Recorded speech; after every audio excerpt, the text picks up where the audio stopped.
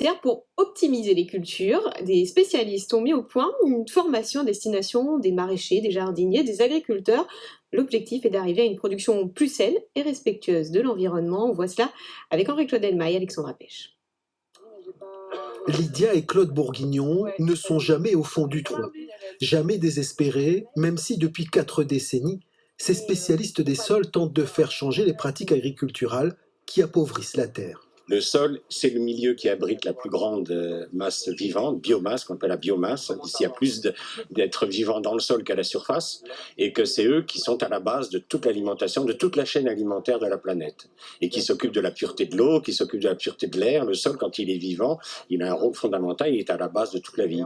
Il faut absolument faire quelque chose parce que si on continue comme ça, on va dans le mur. Et j'ai toujours cette vocation ou cette énergie par rapport à ça.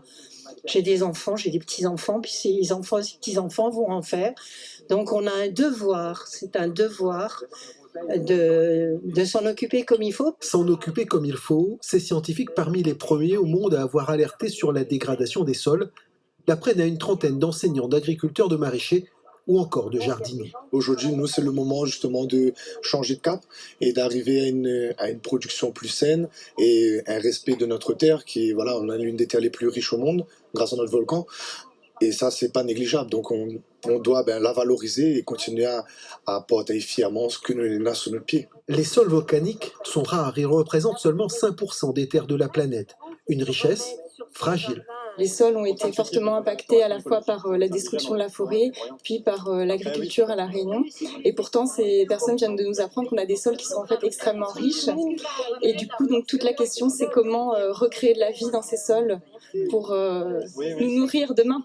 Lydia et Claude Bourguignon sont à La Réunion, invités par l'école du Jardin planétaire. Sébastien Clément, son fondateur, se livre à une expérimentation, la restauration d'un sol sur une parcelle jardinée. Il compare les résultats à ceux d'une parcelle témoin en friche. Les populations d'insectes ont augmenté avec le travail des jardiniers. Et au niveau des plantes, évidemment que ça a changé puisqu'on a rapporté des plantes, donc il y a eu plus de plantes.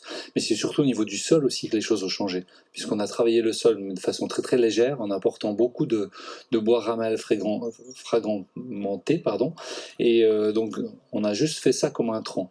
Pas d'engrais, rien du tout, et on a constaté une vie du sol qui était très très abondante.